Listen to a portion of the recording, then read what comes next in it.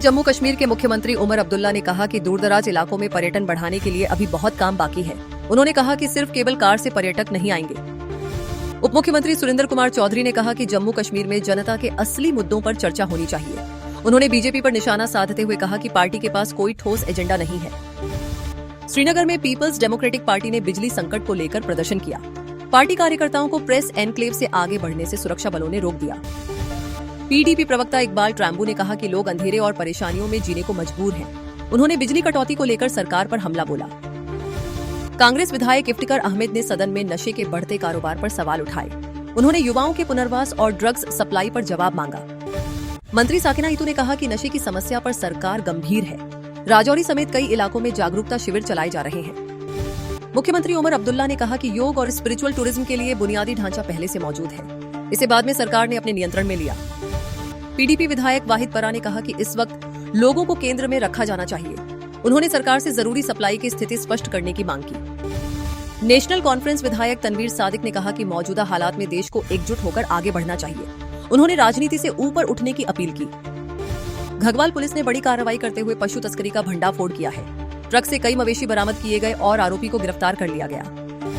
Kashmir chamber of commerce and industry के अध्यक्ष जावेद अहमद तेंगा ने कहा कि युद्ध के कारण कश्मीर का निर्यात प्रभावित हुआ है।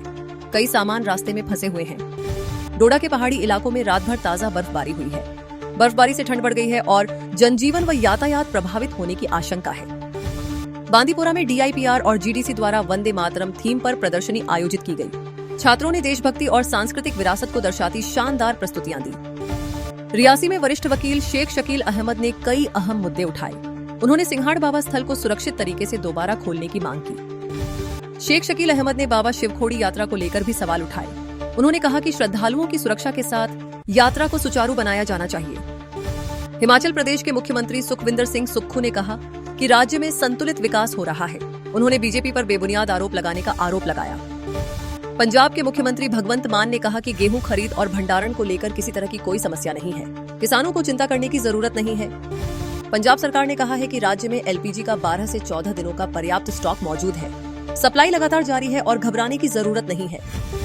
प्रधानमंत्री नरेंद्र मोदी ने कहा कि मौजूदा संकट का सामना शांत मन, धैर्य और एकजुटता के साथ करना होगा। उन्होंने देशवासियों से साथ मिलकर आगे बढ़ने की अपील की। ग्रेटर नोएडा में प्रधानमंत्री नरेंद्र मोदी ने किसानों का आभार जताया। उन्होंने कहा कि किसानों के सहयोग से यह बड़ा विकास प्रोजेक्ट संभव हो पाया। प्रधानमंत्री नरेंद्र मोदी ने कहा कि आधुनिक कनेक्टिविटी से पश्चिमी उत्तर प्रदेश में फूड प्रोसेसिंग और कृषि निर्यात को बड़ा बढ़ावा मिलेगा। प्रधानमंत्री नरेंद्र मोदी आज जेवर स्थित नोएडा इंटरनेशनल एयरपोर्ट पहुंचे। इस दौरान उत्तर प्रदेश के मुख्यमंत्री योगी आदित्यनाथ भी मौजूद रहे। केंद्रीय गृह मंत्री अमित शाह ने पश्चिम बंगाल सरकार पर बड़ा हमला बोला। उन्होंने कहा कि राज्य विकास की कमी और भ्रष्टाचार से जूझ रहा है। अमित शाह ने कहा कि बंगाल में महिलाओं की सुरक्षा की हालत बेहद चिंताजनक है। उन्होंने महिला अपराधों को लेकर ममता सरकार पर गंभीर सवाल उठाए। अमित शाह ने कहा कि पश्चिम बंगाल में बीजेपी का जनाधार लगातार बढ़ रहा है। उन्होंने 2014 से 2019 तक वोट शेयर और सीटों में बढ़ोतरी का जिक्र किया। कोलकाता में केंद्रीय गृह मंत्री अमित शाह ने टीएमसी सरकार पर बड़ा हमला बोला।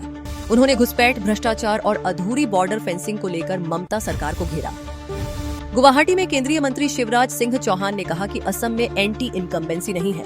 उन्होंने कांग्रेस को बिखरी हुई पार्टी बताते हुए मुख्यमंत्री हेमंत बिस्वा शर्मा की जमकर तारीफ की। जोजिला पास में हिमस्खलन के बाद रेस्क्यू ऑपरेशन दूसरे दिन भी जारी है। आज एक और शव बरामद होने के बाद मरने वालों की संख्या बढ़कर 7 हो गई है।